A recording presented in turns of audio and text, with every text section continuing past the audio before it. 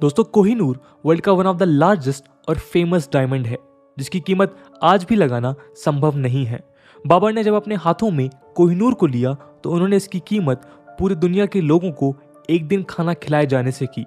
वहीं जब कोहिनूर को नादिर शाह ने देखा तो कहा कि यदि कोई शख्स चारों दिशाओं में एक एक पत्थर फेंके और एक हवा में उछाले और इस स्पेस को यदि सोने से भर भी दिया जाए तो ये कोहिनूर के वैल्यू से कम होगा। कोहिनूर के साथ एक दिलचस्प बात जुड़ी हुई है कि आज तक ना तो इसे बेचा जा सका और ना ही किसी ने इसे खरीदने की कोशिश की। आज तक कोहिनूर को केवल जीता गया है, छीना गया है या गिफ्ट के तौर पे दिया गया है। हिस्टोरियंस के अनुसार आंध्र प्रदेश के गुंटूर से निकले इस डायमंड का सफर काकातिया डायनेस्टी से शुरू होकर खिलजीज, मुगल्स, पर्शियंस, अफगान्स और सिख रूलर से होते हुए ब्रिटिशर्स तक गया है। 186 कैरेट के इस बेशकीमती पत्थर को डायनेस्टी बाय डायनेस्टी अनेक शासकों ने अपना शान माना और इसे हासिल करने के लिए कई तरकीबें आजमाई।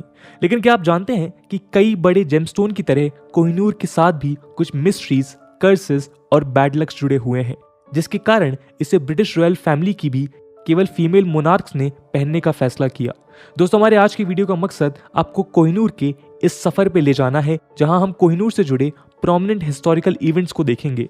आज इस वीडियो के माध्यम से हम देखेंगे कि कैसे कोहिनूर, जो आज ब्रिटिश इंपीरियल फैमिली का पोजीशन है, उसने ये सफर तय किया। इसके अलावा कोहिनूर से जुड़े उस कर्स और मिस्ट्री को भी जानेंगे जिसने इस हीरे को सदियों से घेर रखा है। तो आइए शुरू करते हैं आज का। दोस्तों कोहिनूर की एक कॉम्प्लेक्स हिस्ट्री रही है जो हिस्टोरियंस के बीच एक कंटेंशन का विषय है। कुछ हिस्टोरियंस का मानना है कि कोहिनूर का मेंशंस 4 BC के एंशिएंट संस्कृत टेक्स्ट में है, जिसमें इसे एक लार्ज डायमंड की तरह मेंशन किया गया है। वहीं मेजॉरिटी ऑफ हिस्टोरियंस कोहिनूर का ओरिजिन 1100 से 1300 के बीच डेक्कन के गोलकोंडा माइन से ट्रेस करते हैं, जो उस समय काकातिया डायनेस्टी के रूल के अंडर था। कहा जाता है कि इनिशियली कोहिनूर का वेट लगभग 793 कैरेट्स था, जिसे वारंगल स्थित एक काकातिया मंदिर में चीफ डीटी के आंख की तरह प्लेस किया गया था।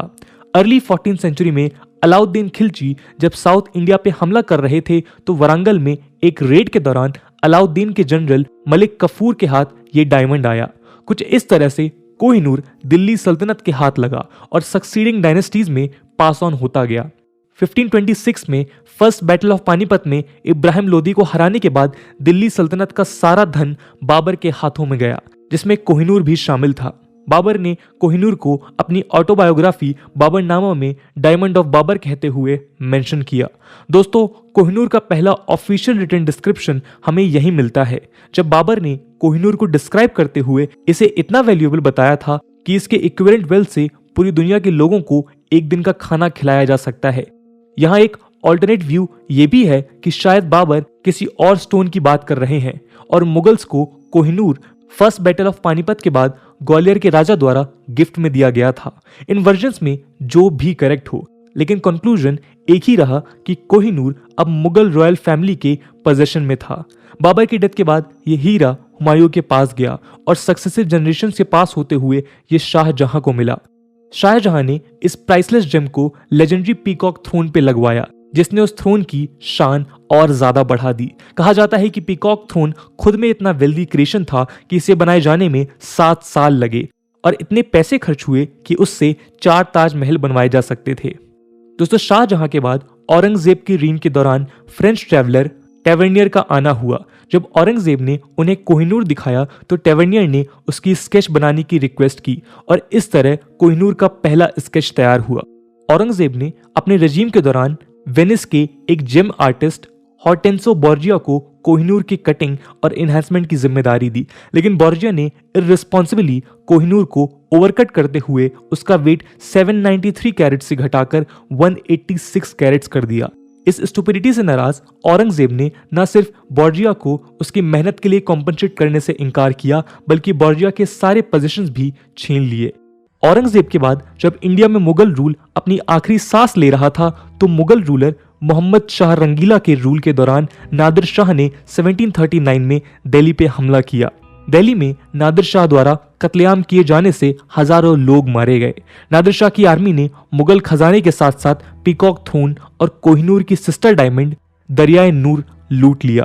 लेकिन कोहिनूर अब भी मुगल बादशाह मोहम्मद शाह रंगीला के पास था और नादिर शाह को इसकी कोई खबर नहीं थी।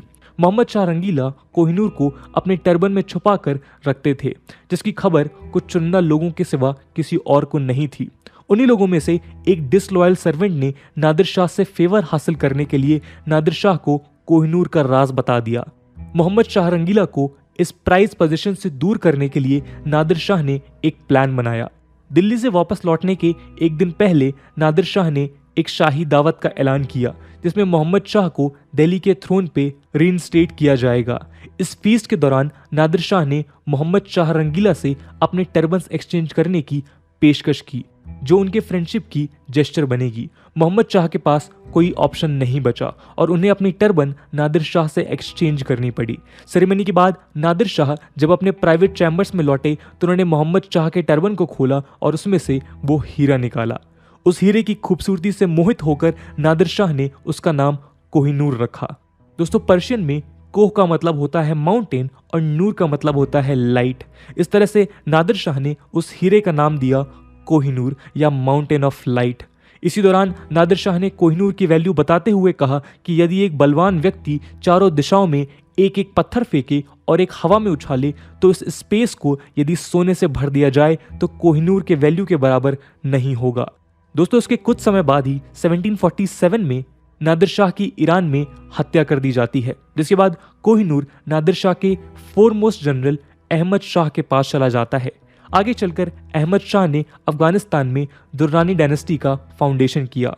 इसी डायनेस्टी के रूलर शाह सूजा के रीन में जब अफगानिस्तान से दुर्रानीस की पकड़ कमजोर पड़ने लगी तो इन्होंने पंजाब के रूलर महाराजा रंजीत सिंह के पास पनाह ली और अफगानिस्तान में दोबारा थ्रोन हासिल करने के एवज में इन्होंने महाराजा रंजीत सिंह को कोहिनूर और दरियाई नूर ट्रिब्यूट में दिया।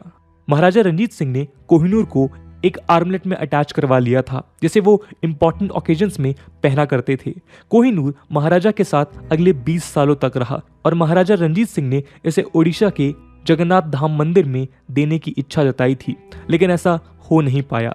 1839 में महाराजा रंजीत सिंह की डेथ के बाद पंजाब के थ्रोन ने 4 सालों में 4 रूलर्स देखे और इस वायलेंट पीरियड के अंत में केवल दुलीप सिंह और उनकी मां रानी जिंदन बची। महाराजा रंजीत सिंह की विरासत अब दुलीप सिंह के हाथ में थी, जो उस समय केवल 10 वर्ष के थे।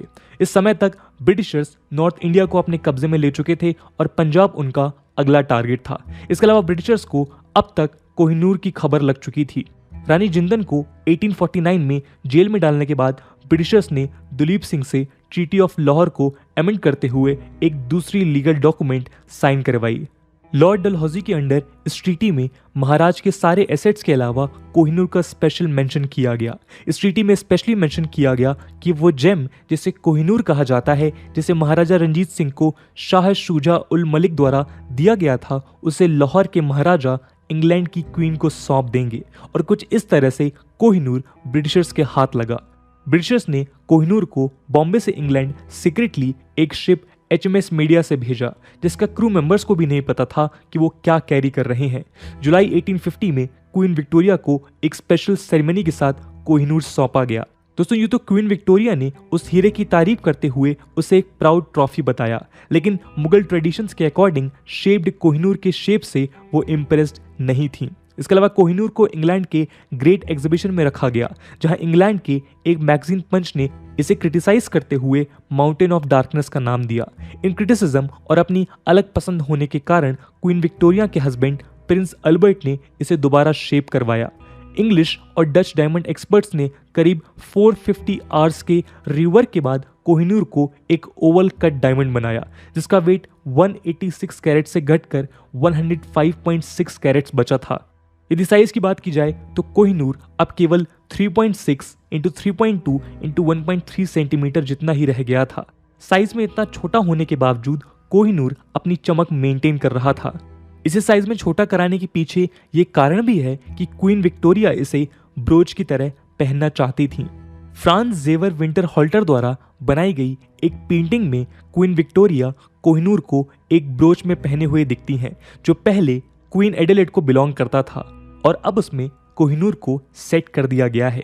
दूसरे ओकेजन्स में क्वीन विक्टोरिया ने कोहिनूर को एज अ ब्रेसलेट या हेड के लिए सर्कलेट की तरह पहना था। दोस्तों, कोहिनूर एक ब्रिटिश क्राउन ज्वेल बनने के बाद कई सर का ताज बन चुका है। 1902 में क्वीन अलेक्जेंड्रा के कोरोनेशन के दौरान उन्होंने इसे पहना था। आगे चलकर क्वीन मैरी के कोरोनेशन के दौरान इसे एक नए क्राउन में रीसेट किया गया था। लास्टली इसे queen Elizabeth the queen mother के क्राउन के सेंटर में प्लेस किया गया था, जिसे उन्होंने अपने कोरोनेशन के दौरान 1937 में पहना था। कोहिनूर के अलावा क्वीन एलिजाबेथ के उस क्राउन में टर्की के सुल्तान द्वारा क्वीन विक्टोरिया को दिया गया एक 17 कैरेट का डायमंड भी था, लेकिन कोहिनूर के आगे उसकी चमक फीकी थी। आज वो क्राउन और कोहिनूर दूसरे क्राउन ज्वेल्स के साथ टावर ऑफ लंदन के ज्वेल हाउस में देखा जा सकता है।